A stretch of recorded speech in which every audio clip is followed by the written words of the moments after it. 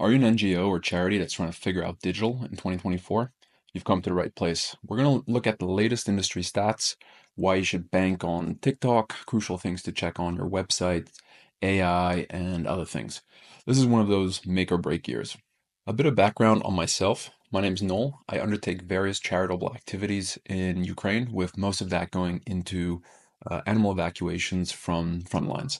I know what it means to compete on fundraising. We're in the third year of the full-scale invasion. Interest is waning. There's other wars and disasters popping up, and a US presidential election is fully underway. This is definitely a fundraising year that's on hard mode. My default approach, however, is that there's always new upside and opportunities to be had, as opposed to finding and blaming external factors for everything. So, whilst succeeding in a year with such an intense news cycle and your attention being dragged in a million different directions is going to be hard, I think it's absolutely doable. Let's dive right into the industry stats to see where you should be heading.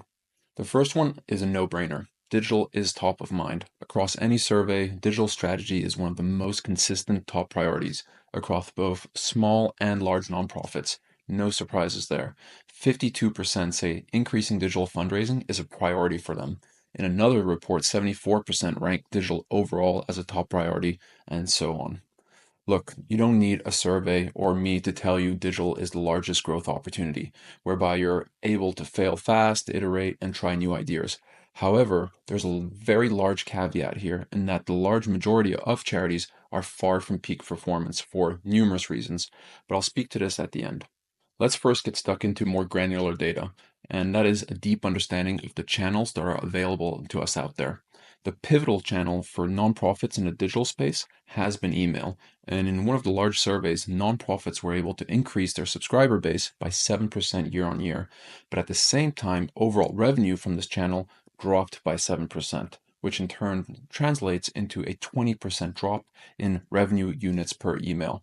Nonprofits also sent out 12% more emails, which, coupled with an increasingly larger and diluted audience, reduces overall efficacy drastically.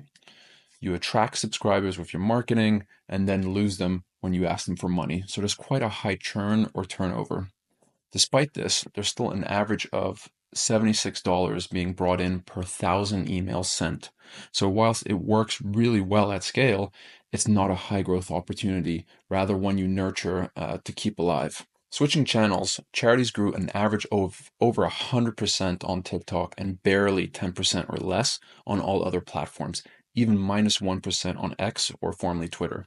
Speaking from personal experience, I've given up on X. Whilst the superficial engagement is often there in terms of the many impressions, the follow through with donations is non existent. Speaking of social channels, anywhere from a third to half of charities use paid social media influencers in some capacity. When I read this, it felt like a double edged sword. At its worst, large charities are simply trying to leverage profiles for reach, but at its best, they're leveraging talented influencers, or rather creators, to put together creative and engaging content for their channels, which should also convert down the funnel. The former is short term advertising, while in my opinion, the latter has a much deeper and lasting impact. I should probably do an entire episode on this. Coming back to TikTok, this is absolutely the highest leverage play. From personal experience in our charity being in animal welfare, we're very visual, we're already all about video, but for the same exact pieces of content, we've amassed much larger reach and engagement than on Instagram. The twist is that it's also a lot more volatile. If your content is average, your post will never take off beyond 2,000 views. But if you put in the extra effort, you'll really be rewarded for that. In many ways, something like TikTok is just a new email, but that doesn't mean you need to turn off email. Absolutely not. But I do think you can find ways to reduce your outgoing email in order to reduce that brutal churn and unsubscribes you're getting. But that does mean you need to generate more activity at the top of the funnel, aka growing audiences on social platforms. Look, email and SEO may work for many organizations despite how oversaturated those channels are, but that's because they've often already established a position here. And without the focus on newer channels, you'll simply experience small and continued year on year losses. Let's talk about the oldest channel for a moment. Websites have a lot of upside. 31% of nonprofit websites admit to having lacking websites. There wasn't much data here as to why, but I have personally reviewed a number of sites, most recently the websites belonging to the Forbes top 100 US charities. And there was a spectrum of interesting issues here, which again I think provide for upside potential. Let's assume we're only focusing on website donations. Some of the low-hanging fruit, which we're getting in the way here, are as follows. Many nonprofits had a desktop-first websites, which sometimes ends up slightly breaking or concealing the donation journey or call to action. For example, having to expand a menu before seeing the donate button. Another offender, the actual donate button being completely hidden with blockers turned on because it uses CSS code or HTML code such as promo, ad, or other commercial terms, effectively destroying 33% or more of your web donations right off the bat. And the last point is not setting a default donation amount or period.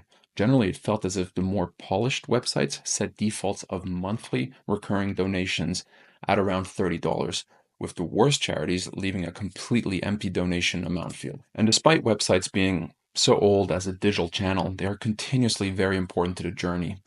One of this year's reports surveyed the top nonprofit channels, and it was very interesting to see because last year they ranked as email being the top, then social media, then website, and now it's social media and website, and then email in third place.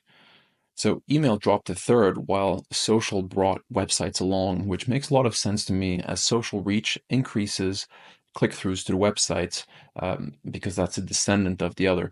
If you're wondering what the biggest losers were, it was telephone and direct mail. Let's switch gears for a moment. There's a lot of hype around AI, and a large part of the nonprofit space has already adopted it, with many reports claiming a third or more are using generative AI for the purposes of creating content, ideation, especially around any marketing, be it posts, fundraising emails, and more. I personally think this is such a miss. Gen AI is great, especially at creating more of the same, which is not good news for nonprofits.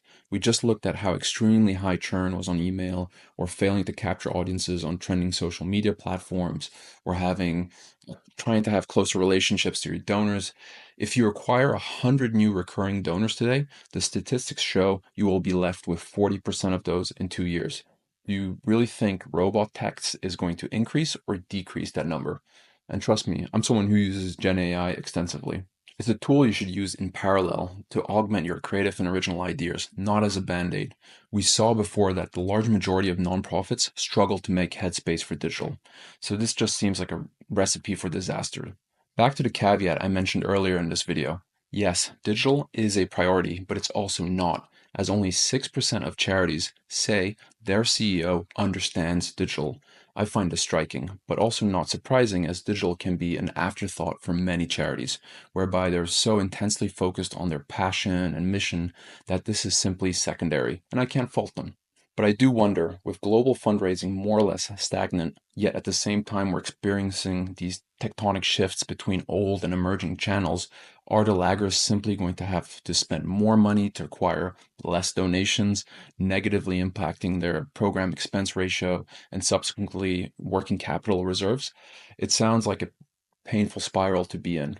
And that's tough. Whoever says charities don't compete has never tried to fundraise in a complex environment. I'm going to wrap this up here, but let me know if you have any questions or episode requests. Also, keep an eye out for in-depth interviews with digital leaders at large nonprofits. Press subscribe below so you don't miss those when they come out. Also, connect with me on LinkedIn and just mention this channel in your connection requests. Wish you all much success.